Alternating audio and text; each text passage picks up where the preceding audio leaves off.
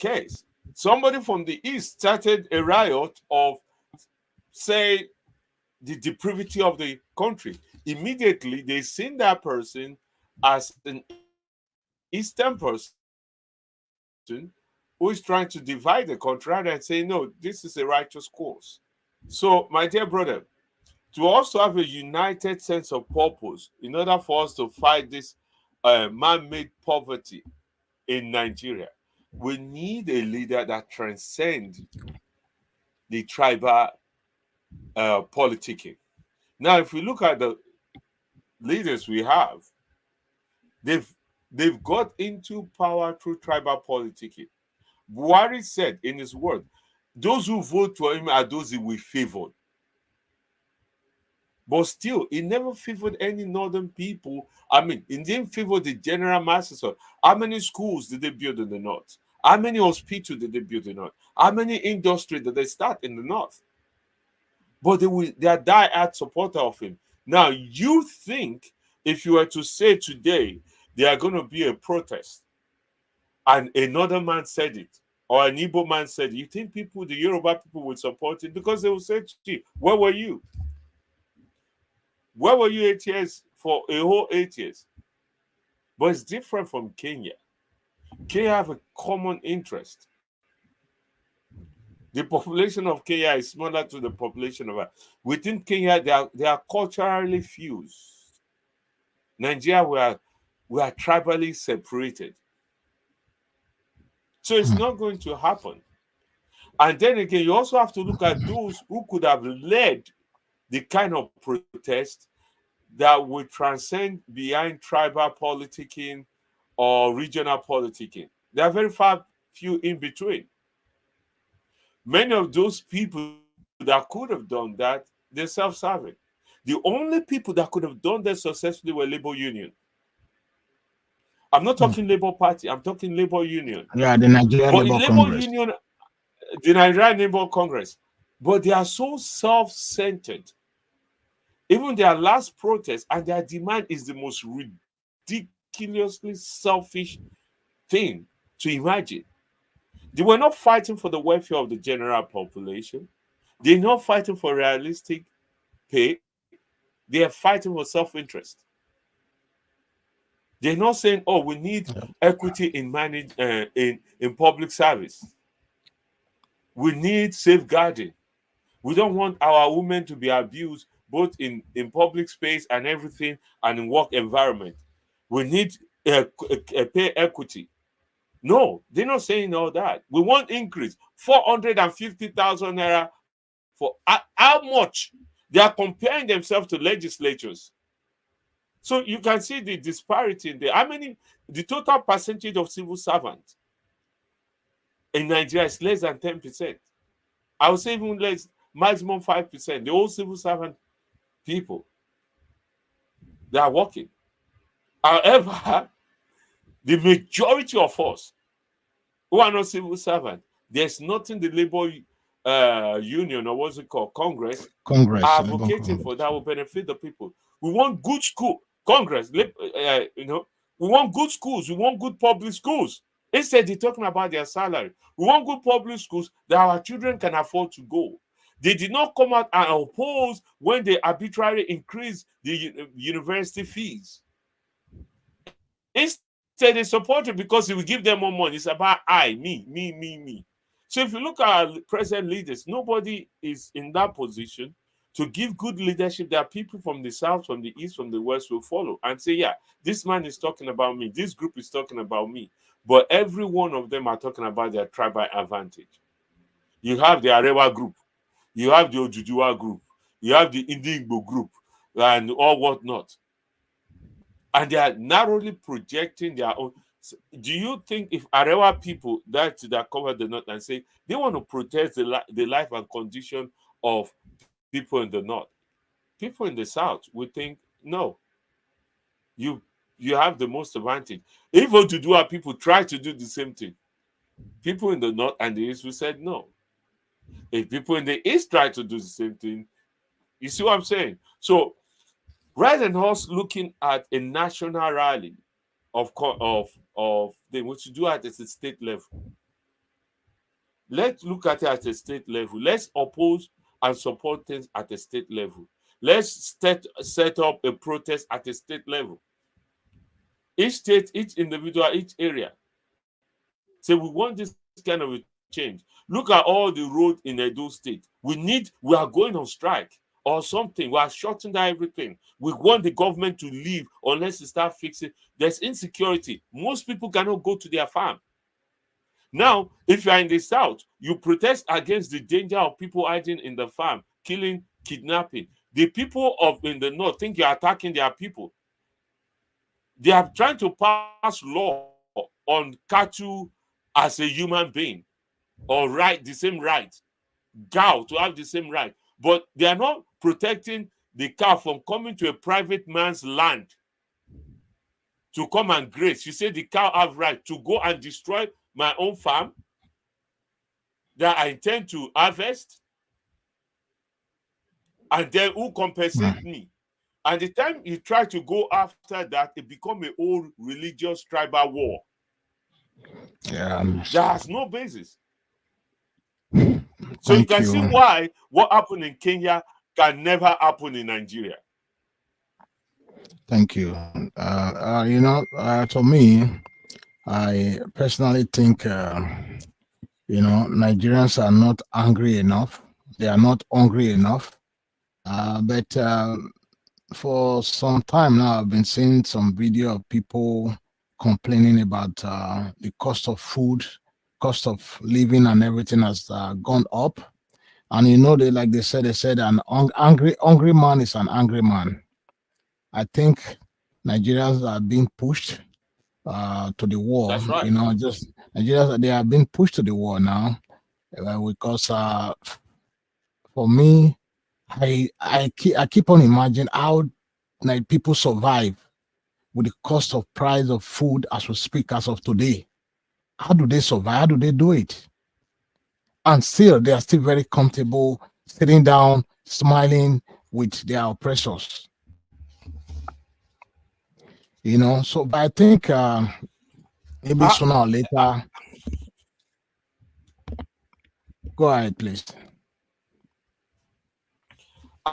I don't think Nigeria are comfortable smiling with the cost of living and poverty level. I've seen a couple of videos where people are saying, this is direct quotes, people are so fed up, they're ready to kill everybody. Who are those they say they're trying to kill? Watch it. There's a man that owed a handful of gari he bought for 300 naira. It's no more than like this. They were interviewing a couple of people, and every one of those people are ready to die. Yeah, I think I saw Now that they video just as well. need a I trigger. saw that video as well. Yeah. Exactly. That they're ready to go and kill everybody. Who are they trying to kill? They're not trying to kill average person like you and I. Although if we don't stop it, it will lead to us. They're going after those leaders. You notice that most Nigerian politicians, their families are no longer even in Nigeria. They're already preparing for an uprising. Many of their kids are abroad.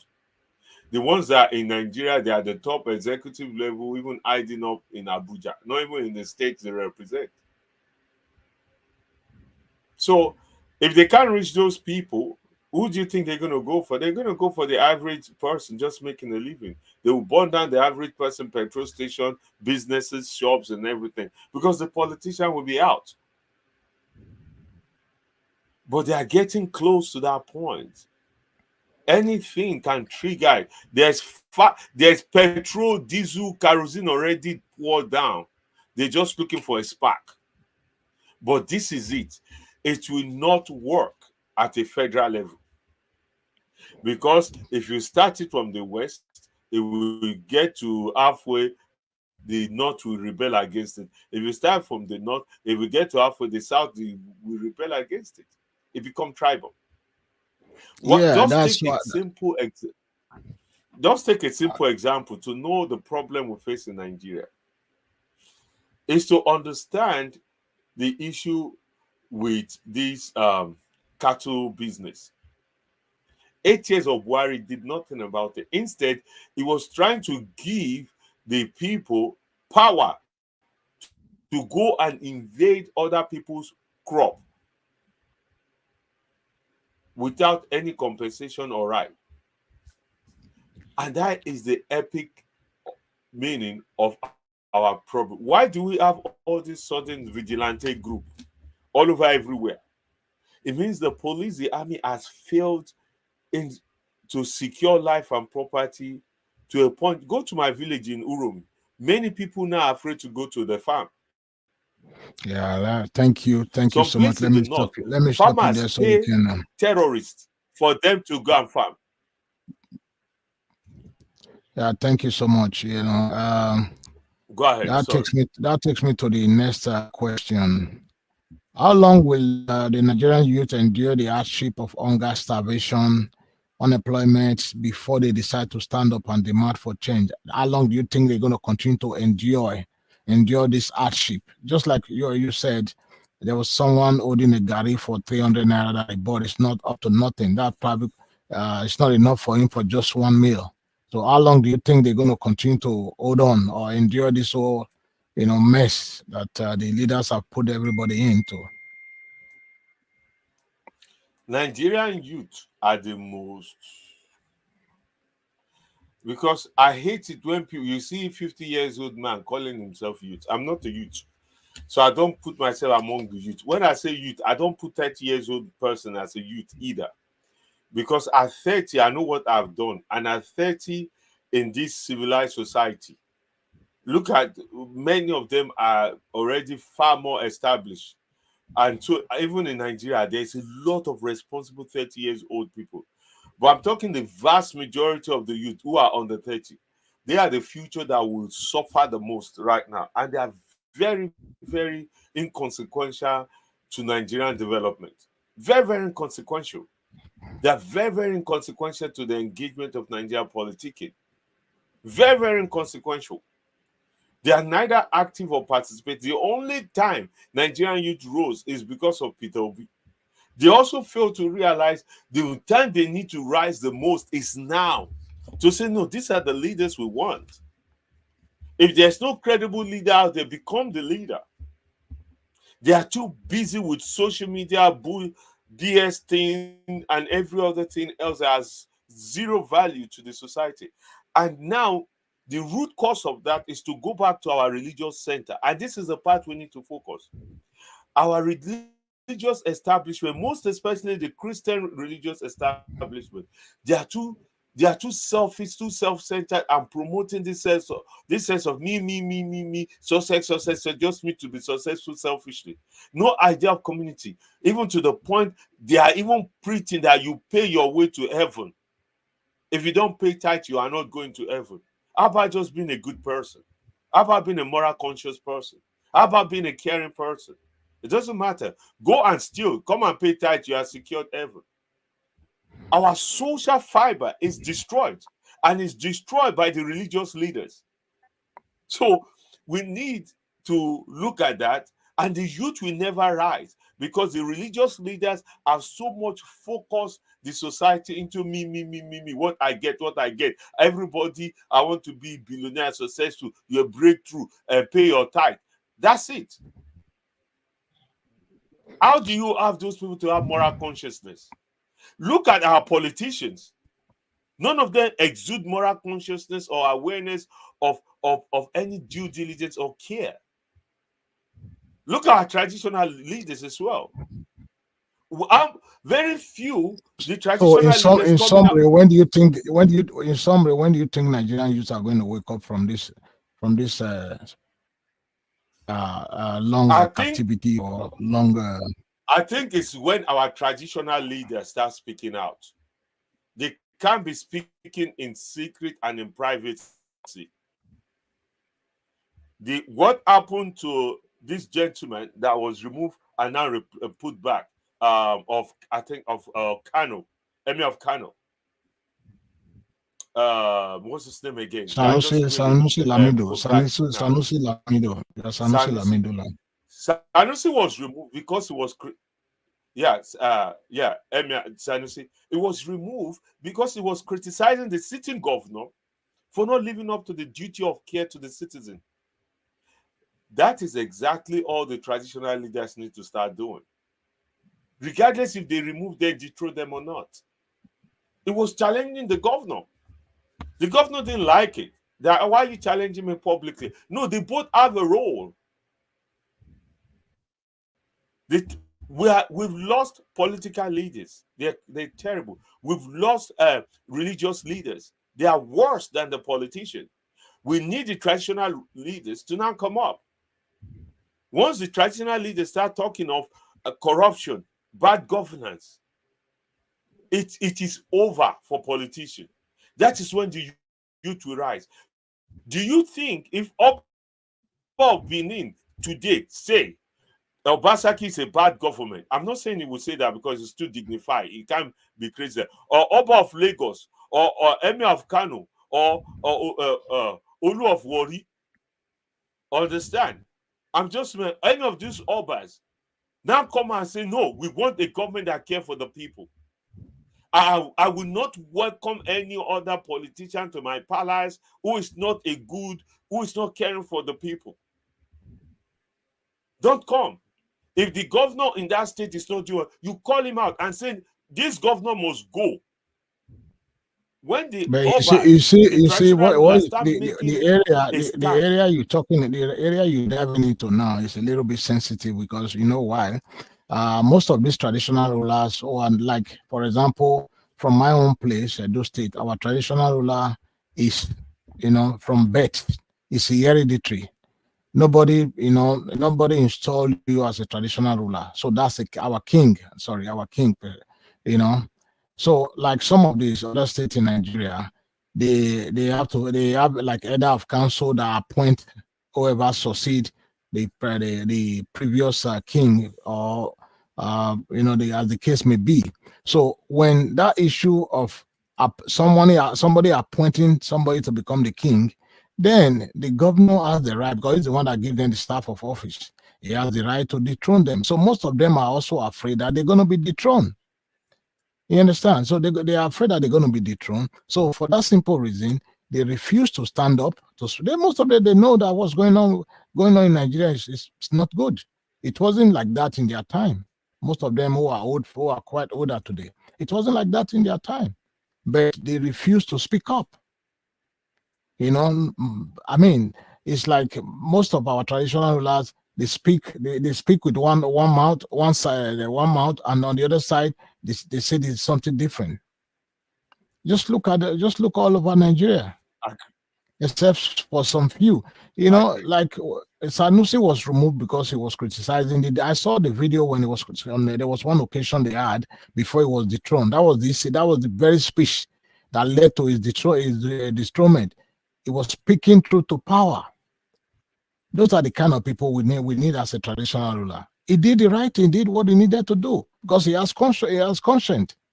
But it's not all traditional ruler that has the same conscience. Most of the traditional ruler, they are all about a kuje, what the Yoruba call a kuje, money. They have sold their soul to the devil. They don't care about their citizens, even their followers, their subordinates. They don't even care about them. They don't care about their welfare. Okay, let's take the As long as case. they are getting Let's their take money, case of Sanusi. getting their entitlement, they don't care about the people. You know? Let Yeah, you have let's the take the floor. case. Let's take the case. Let's take the case of Sanusi. Regardless if it was removed or dethroned, what he was saying, was he wrong? No, he was No, right. not at all. Do you know? This is my own take of it, not a statement of fact. I believe that the removal of Sanusi made APC to lose Kano State, even though they were there for 8 years, because Sanusi was speaking the fact.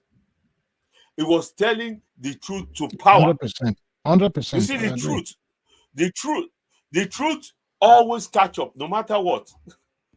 That's the irony of the truth. No matter what, the truth always catch up. Sanusi ended up being vindicated by evidence. And then guess what? It's been now returned back to his position. The pastors, the religious leaders, the imam, they are all failing us. They are failing the society because they are not preaching morality. A man who work in a government, his salary is peanut. and come and donate 1 million to your church. You took it. There's no point. Or or a man who said he's a religious man, pray 5 times a day plus, and then go and build a mosque, and you all go there and be praying and thanking, and nothing has done in the society. You didn't say that is a place of course, not a place of prayer.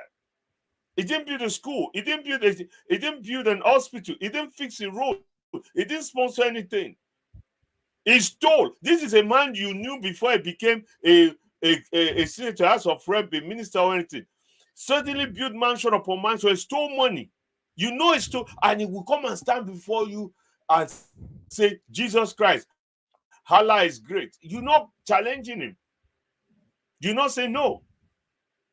It's only in African religious churches and mosques they celebrate thieves called politicians. You even put, when a political thief go to a church, they put them straight to the front, and you know that man is a thief. Have you ever seen anywhere that happen? They are no different from common criminals, and the only person or people that can stir up right now and bring change quickly to Nigerian government are the traditional leaders. They need to rise up and make a stand. Say, no, this suffering is too much. Very soon there will be a king without a kingdom. People are leaving. There will be a king without a kingdom if they don't start talking. And that's the thing. So for me, I'm very, very sure that Nigerian youth will not rise to anything. The only time they rise up in the SAR protest, what happened? They were killed like chicken, but nobody protests about the killing. Neither the parents, the adult, or even the young one. They still could not hold them accountable for it. Nobody's been held accountable. You would think instead the government went after everybody who led the protest. That is even a more reason why to even protest more. The government went after each and everybody who led that protest. What did the youth do? Nothing. You will think they will rise. Do you know they were also paid? Some thugs were paid to go and attack those protesting for welfare that will benefit them. The same youth were paid to attack the SAR protesters who are protesting against hardship. And they went, collect money, and they start attacking the same people protesting for their interest. Look at what happened in Kenya. Even the military, they stood down. Did you see any counter protesting against the protesters? No, even the military. That's another thing. That's another thing in Nigeria. The people you are fighting every for. Protest is Nigeria. Every protest in Nigeria, there's a counter protest sponsored. Yeah, the people. That's what I'm saying now. The people you are fighting for, because if Nigeria is good tomorrow, it's good for everybody, not just those who are protesting for or protesting against. But the problem is, the biggest issue is the people you are fighting for. You are fighting for your co-sufferer, and at the end, your co-sufferer will be used to come against you, to come after you. That's the biggest problem we're facing in Nigeria. When you're fighting for the masses, you're fighting for your people. But people, the oppressor will now use your co-sufferer to come against you by any means necessary. They always do that. Just like you said, they always have a counter protest. What are they counter protesting for? When the people who are protesting, they are protesting for good governance, for the price of food or cost of food to be reduced. That will also benefit you. But in the end, they will come and be protesting for what? Because they've collected money from their oppressors. Before we continue, let me just quickly. Before we continue, sorry, I'll give you the floor when I come back. Before we continue, there's a protest that is being planned across the world. It's called Days of Range. Start from August 5th, the 50th anniversary of the revolution now in Nigeria, led by our very humble brother, distinguished gentleman, Omoyere Sowore. I call him Yele.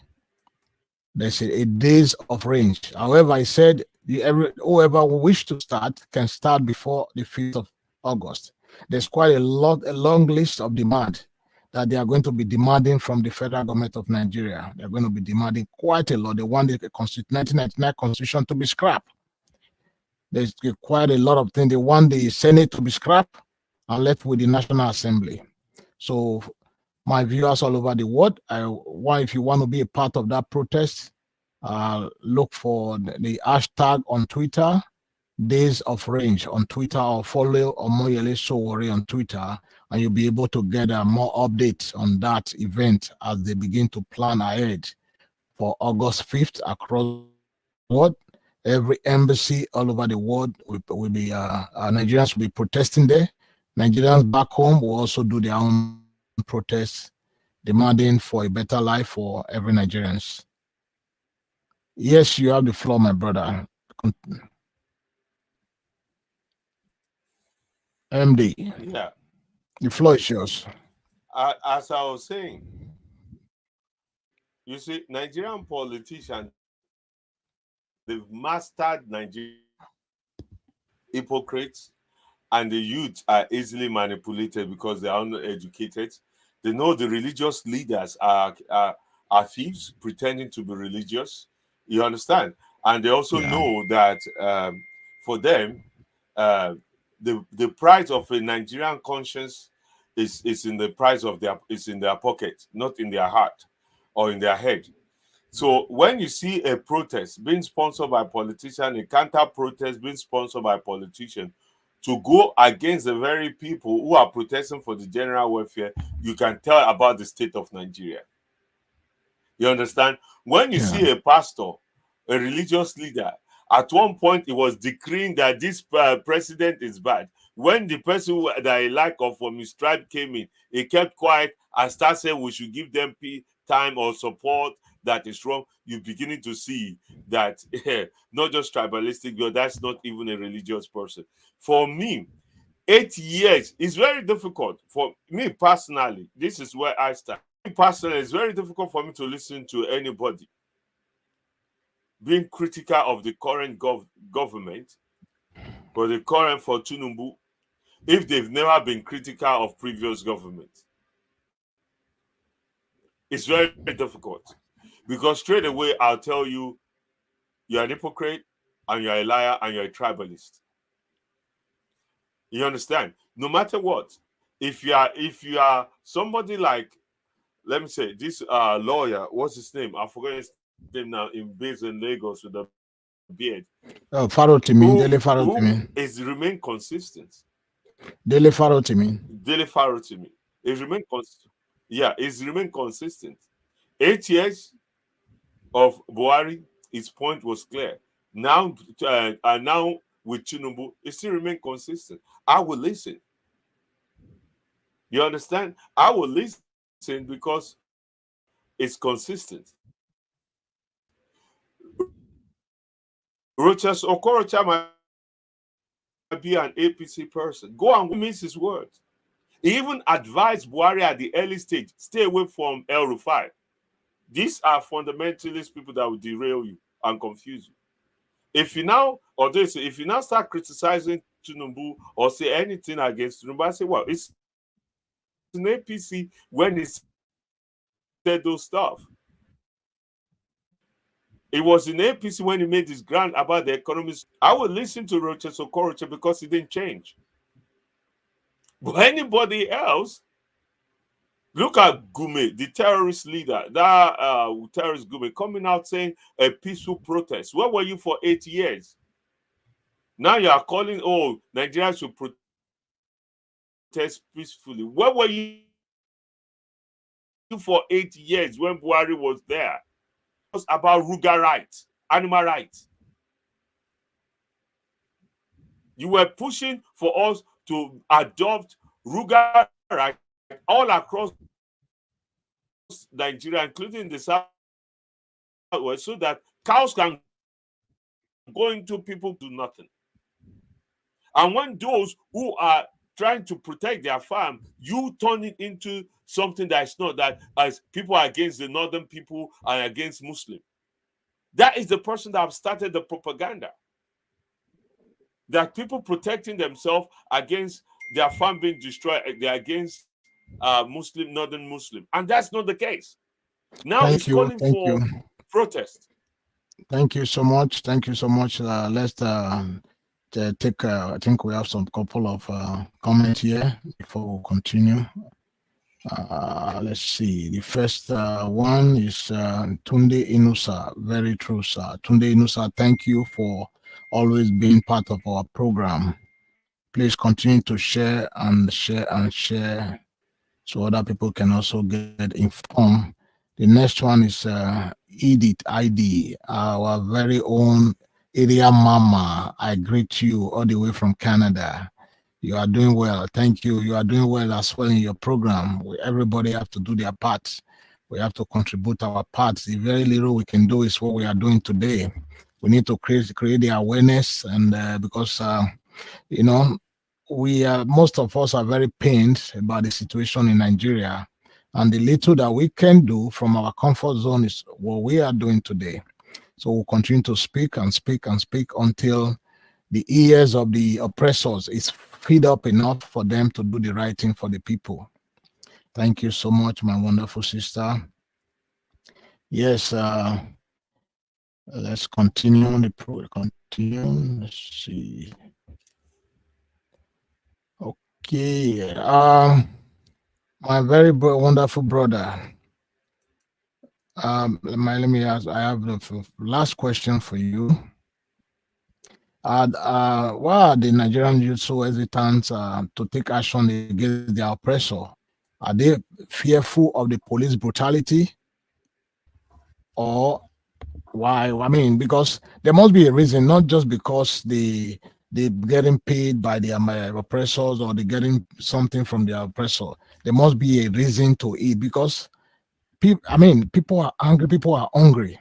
In spite of all this, that is going on in the society, they are still very like adamant. I mean, let's look at Kenya for example. The police shot at people there. There were almost about 8 or 9 people that was killed during the protest. But that did not deter the Kenyan citizens from doing what they needed to do. We always say, freedom does not come easy. Freedom is not an apple that you just reach up a tree and pluck it. Freedom, you have to fight for freedom. Go after it, fight for it. People will die, yes. People will go to prison, yes. But in the end, your goal is to get the freedom. And the only way Nigeria could be ever free from the hand of the oppressor is for people to sacrifice, pay the utmost price. Yes, people will die. Yes, of course.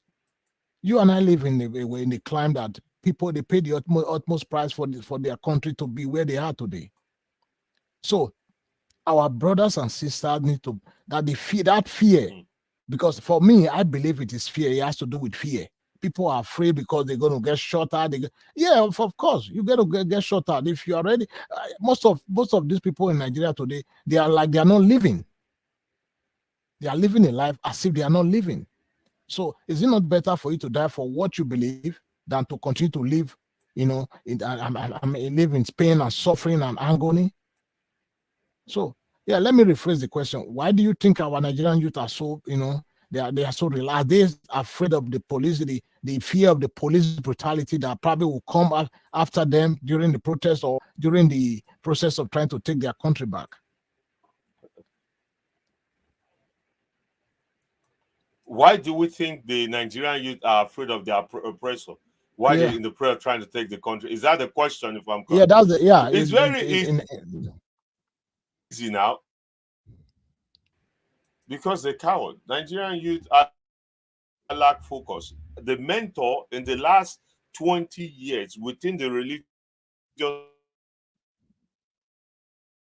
people are so, and the oppressor will never change unless the oppressed change. A change is not a change unless the changer changes.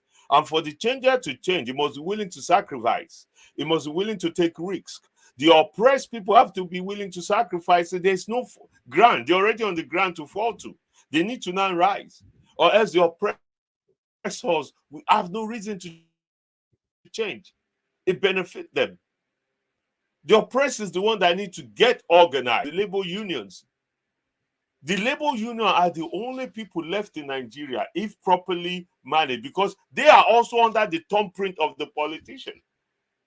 Those who are supposed to call for strike when they are being paid by the politician, or why would they? How are they going to call for effective strike? If today we have a true labor union leader and say all civil servants, not they go work until all our salary back pay is paid, and going forward, not one governor will owe us money.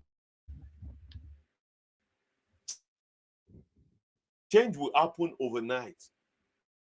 Because that same leader is being paid by that governor by the state. Imagine those. It's the thing I never understand.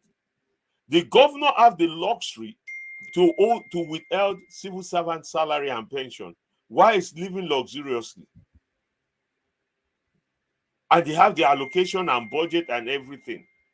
And the whole civil servant in that state can say, "We're going off work."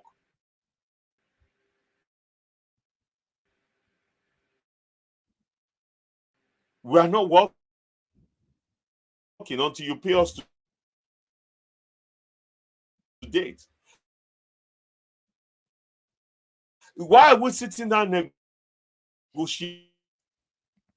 The mental brutality Nigerians are so. Nigeria is a classic case of cognitive disorders, that we are facing mental abuse at the highest level, and there's nobody even paying attention or care about it.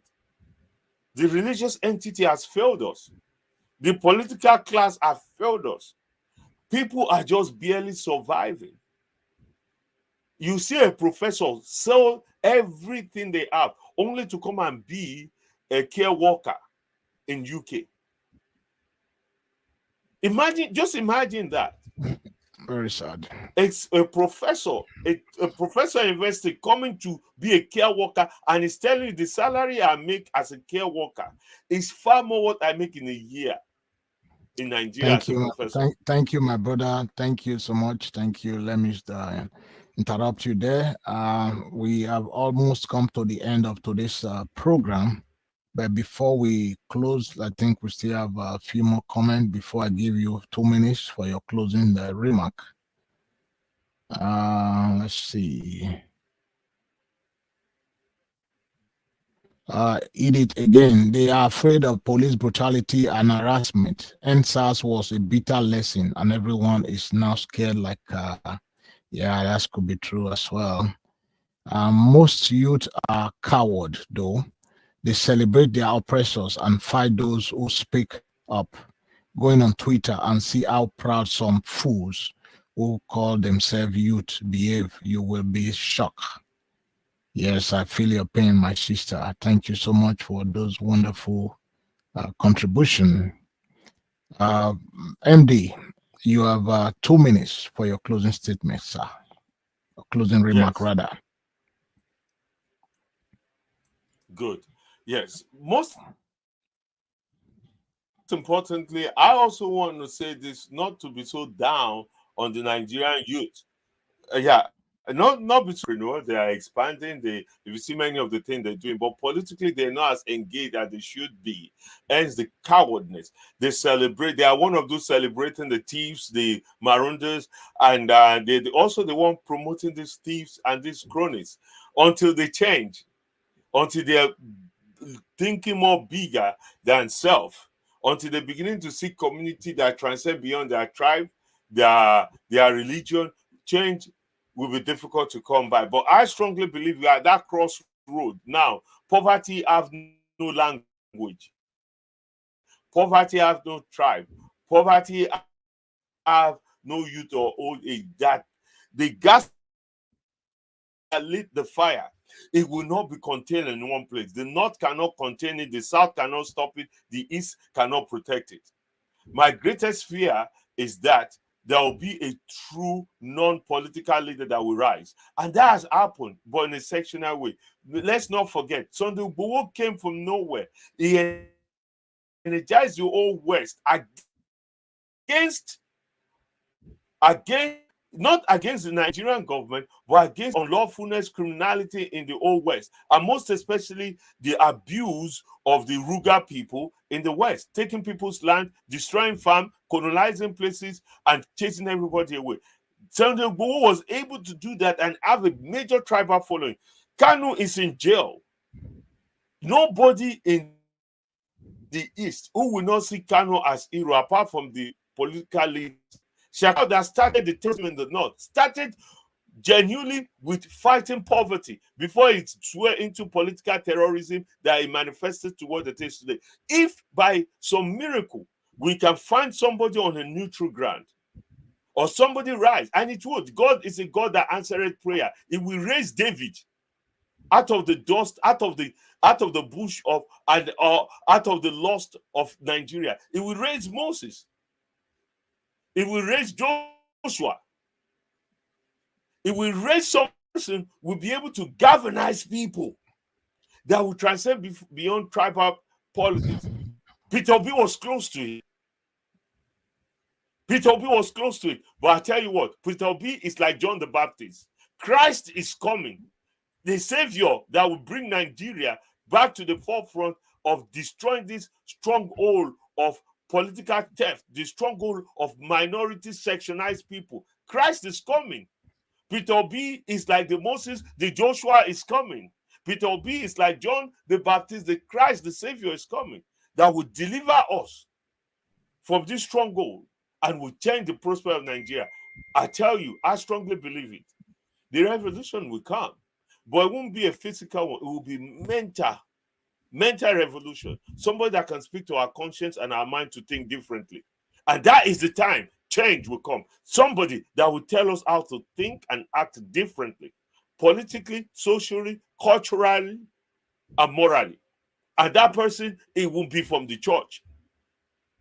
It's also going to be from the political realm. It won't be from the church. It won't be from the religious because they are biased. And that is the point where we're at right now. Thank you. I'm telling you, brother, that person is already here. Thank you so much, Chief MD. It's always my pleasure having you on my weekly program. My fellow Nigerians, I want to use this opportunity to call on the Nigerian youth to summon the courage, the determination to fight for their rights and demand for a better future for themselves and for the generation yet unborn. The time for waiting is over. The time for action is now. Join the days of range and take your country back.